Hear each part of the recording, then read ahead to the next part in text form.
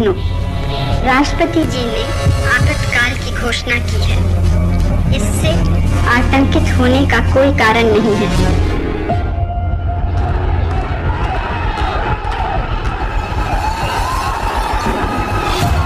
25 जून 1975 वो तारीख जब जून की तपती गर्मी में सियासी पारा भी उफान पर था। इसी दिन प्रधानमंत्री इंदिरा गांधी ने देश में आपातकाल की घोषणा की। आजादी के बाद भारत पहली बार इमरजेंसी के स्याह दौर से गुजरा। तकरीबन 1.5 साल से अधिक समय तक चले आपातकाल के दौर में देश कई ऐतिहासिक घटनाओं का गवाह बना। जहां एक तरफ नागरिकों के संवैधानिक अधिकार निलंबित हो गए थे, तो वहीं दूसरी ओर प्रेस की आजादी भी भंग कर दी गई थी। लेकिन देश में आपातकाल क्यों लागू किया गया था और इमरजेंसी के बाद देश में क्या बदलाव आए? अतीत के पन्नों को टटोलें तो मालूम होता है कि साल 1971 के चुनावी नतीजों ने श्रीमती गांधी को कटघरे में लाकर खड़ा कर दिया था। वहीं इसके साथ ही देश में चल रहे विरोध प्रदर्शन ने इंदिरा गांधी की मुश्किलों को बढ़ाने का काम किया था।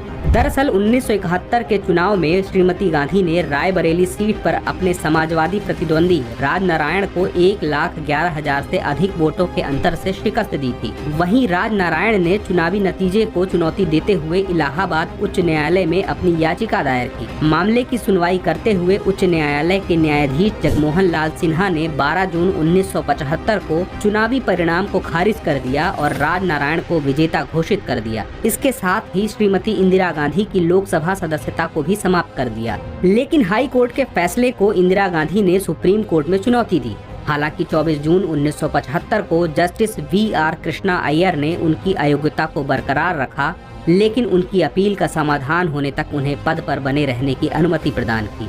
वहीं इस कहानी के दूसरे छोर पर देश भर में विरोध प्रदर्शन चल रहे थे। जयप्रकाश नारायण यानी कि JP, जो मौजूदा राजनीति से दूर थे, लेकिन बदलते समय के करवट के साथ JP एक बार फिर मुख्य राजनीतिक धारा से जुड़े और देश में एक नए आंदोलन का बिगुल फूंका। और इसके साथ ही देश के अन्य प्रांतों से उठे विरोधी स्वर राजधानी दिल्ली में एकत्रित हुए। रामलीला मैदान में हुंकार भरते हुए JP ने दिनकर की मशहूर कविता की पंक्ति "सिंहासन खाली करो कि जनता आती है" का उद्घोष किया। वहीं दूसरी तरफ प्रधानमंत्री आवास में बैठी इंदिरा गांधी इन चुनौतियों से निपटने की राह तलाश रही थी। उनके साथ इस बैठक में उनके बेटे संजय गांधी, कानून मंत्री हरिराम गोखले और पश्चिम बंगाल के तत्कालीन मुख्यमंत्री सिद्धार्थ शंकर रे शामिल थे। गहन मंत्रणा के बाद श्रीमती गांधी ने फैसला किया जिसकी भनक कैबिनेट तक को नहीं थी, और यह फैसला था आपातकाल लागू करने का, जिसके लिए आधी रात को ही श्रीमती गांधी राष्ट्रपति भवन पहुंची।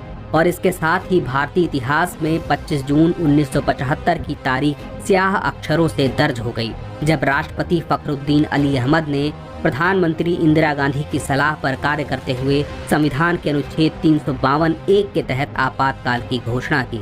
अगली सुबह इमरजेंसी के ऐलान के बाद देश में भूचाल आ गया। जहां राजधानी की सड़कों पर जन सैलाब उमड़ा था, आज वहां सन्नाटा पसरा हुआ था, क्योंकि आपातकाल की घोषणा के बाद करीब सभी विपक्षी नेताओं सहित 1 लाख से अधिक प्रदर्शनकारियों और सरकार के आलोचकों को आंतरिक सुरक्षा रखरखाव अधिनियम तथा भारत रक्षा नियमों के तहत गिरफ्तार किया गया।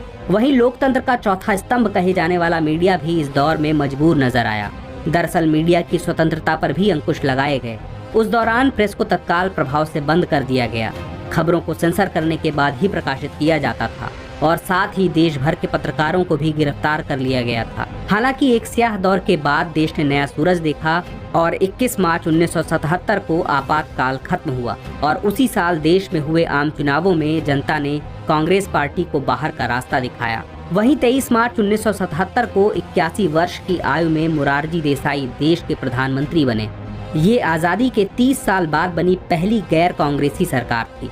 आपातकाल तो खत्म हो गया, लेकिन यह कई अनकहे सवालों को पीछे छोड़ गया। वहीं इस कदम ने लोकतांत्रिक सिद्धांतों की रक्षा, नागरिक स्वतंत्रता की रक्षा और नियंत्रण एवं संतुलन की एक मजबूत प्रणाली सुनिश्चित करने के महत्व पर भी जोर दिया। इस काले दौर ने न्यायपालिका की भूमिका, मीडिया की स्वतंत्रता और लोकतांत्रिक समाज में कार्यकारी शक्ति की सीमाओं पर बहस को भी एक नया जन्म दिया। हालांकि इमरजेंसी के बाद भारतीय संविधान में कुछ संशोधन भी हुए, जिन्हें सकारात्मक नजरिए से देखा जाता है, जिसमें संविधान की प्रस्तावना में समाजवादी, धर्मनिरपेक्ष, अखंडता जैसे शब्दों का जुड़ना और संविधान में मौलिक कर्तव्यों का शामिल होना कुछ ऐसे ही उदाहरण हैं। और इसी तरह 25 जून 1975 इतिहास के पन्नों में स्याह अक्षरों से दर्ज हो गया। तो दोस्तों, आज के एपिसोड में यह कहानी यहीं तक।